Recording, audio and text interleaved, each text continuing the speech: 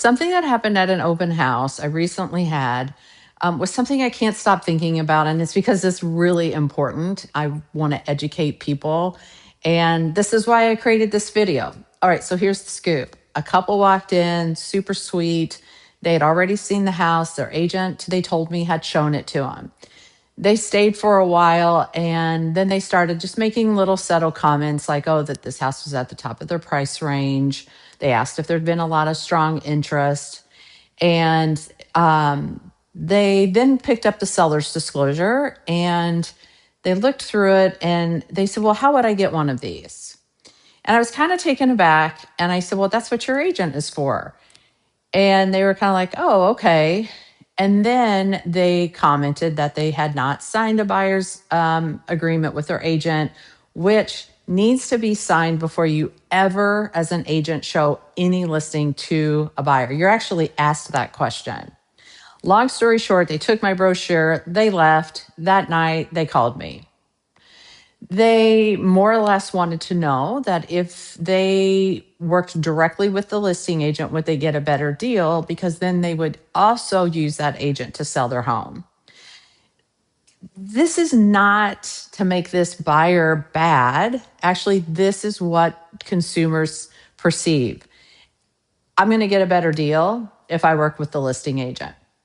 So the reason I'm even at an open house, quite honestly, if it's not my listing, I am there because I am working to build my business and to help someone find a house, because the majority of the time, people that walk into an open house, they usually don't buy that particular house.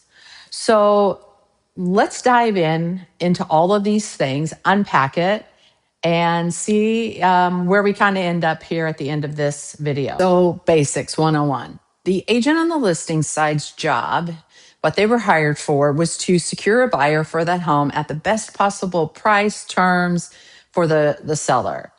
That's who the person in the open house represents, whether it's their listing or not. Now, this is an important thing to note. Their compensation doesn't just change because they have brought a buyer in themselves. The whole reason they're hired is to sell the home. So, what does that mean for you walking into the open house? My advice, friend, is to have representation. So, I'll use this as an example. Imagine you're in a car accident. You're okay. So, that's the good news. But there's a dispute with the insurance company. The other driver has an attorney. Do you walk into the negotiation alone? Of course not. Even if you feel like you can handle it, the other side has someone whose job is to win. So you need someone whose job is to protect your best interest. That's your buyer's agent. And I'll explain one more thing. Having me represent you and the buyer in the same transaction, it's called dual agency in the state of Minnesota, and it's legal. And it has some limitations. When one agent represents both sides, they can't fully advocate for either. They can't tell the buyer, well, here's what I think you should do. They can't tell the seller, here's what I think you should do. They will give education and options, but ultimately it's your job to pick. So NAR has a really great article on the consumer's guide to understanding what agents' roles are in a transaction. I will put that in the notes. So fast forward. Here's what I want to stress.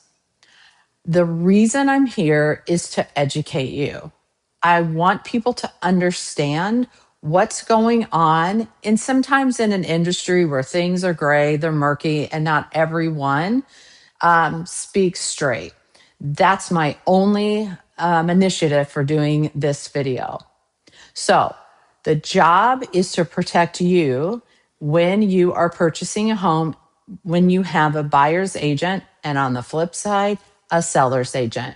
Can you do dual agency? 100%. It works beautifully. And going into that, knowing what it means and what an agent can and can't do, also is meant to empower you not to put any fear in you, my friend. So, what does it actually look like to have someone in your corner from the very beginning? It starts before you ever see a house. Shocker. The first thing I do with every soon to be client is we get on a Zoom call or we meet in person. I'm not here to pitch you. I'm not here to try and sign you up for a deal. I'm just here to find out if we're a fit. I want to know what you're actually trying to solve, not just 3 bedrooms and a garage. I want to know what's happening in your life that has you looking right now. That will tell me everything about what kind of search we're running and how fast you need to move. And I want you to interview me. Ask me some hard questions. What markets have I served? How do I communicate? What's my style when things get tense in a negotiation? If we're not the right fit, I'll tell you. We'll just kind of know. I'd rather you work with someone who's exactly right for you than both of us being frustrated. But if we are a good fit, then I give you some homework. First, and the very, very first thing, friends, is financing. You need to have a real conversation with a local lender who knows this market, who can pick up the phone on a Saturday afternoon when we need to move fast. I have people I trust. I'll give you some names. Secondly, your home inspectors, 2 or 3 names in your pocket before we ever write an offer. In this market, inspection windows can be as short as 5 days. If you're scrambling to find an inspector, under that kind of pressure, you're rushed. You may end up with whoever's available, not who you actually want. Names ready before you need them, that's the standard. Third, the purchase agreement. I walk every buyer through a blank Minnesota purchase agreement before we ever even look at a house. This is the legal contract that governs your purchase. Earnest money, contingencies, inspection timeline, closing costs, financing, all of it. Most buyers see this document for the first time under pressure with 48 hours to decide. That is not the moment to be introduced to it.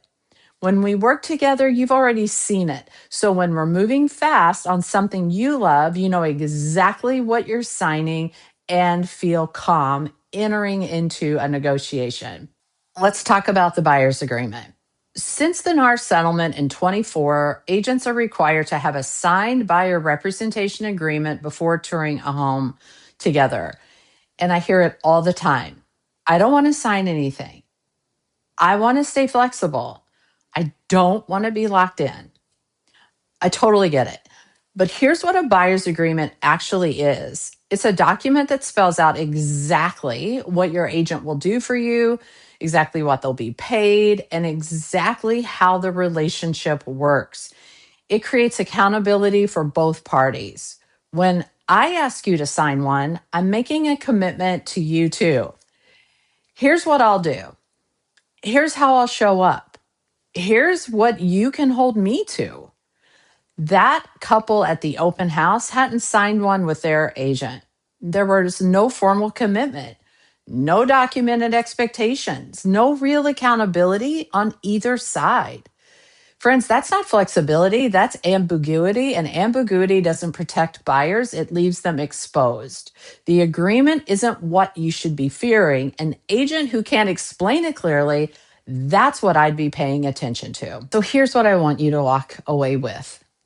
1, open houses are a normal part of searching for a home. Walk through them, take advantage of them, explore them, ask lots of questions, but understand who's in the room and who they work for. The buyers who move confidently in this market, who find the right home, don't get surprised and don't lose something they loved, are the ones who showed up prepared. They had their lender, their home inspector, they understood what they were signing, and they had someone in their corner whose only job is to look out for them, plain and simple. That's what real representation looks like, not a lockbox code and a tour. A relationship built on preparation, honesty, and the willingness to tell you the truth. Someone who's going to be by your side, even through the hard stop. If you're thinking about buying a home in Minneapolis, let me help you. Let's sit down. Let's have that first cup of coffee, that Zoom, find out if we're a good fit. Again, there's no agenda, zero pressure. We'll figure it out and we'll know pretty quickly if we're a fit. All of the information you need is in the copy below. Do me a favor, subscribe. That helps me. And if you know anybody else you think that might get something of value from my video today, please share it. All right, friends, that's Real Estate Clearly. I'll see you on the next one.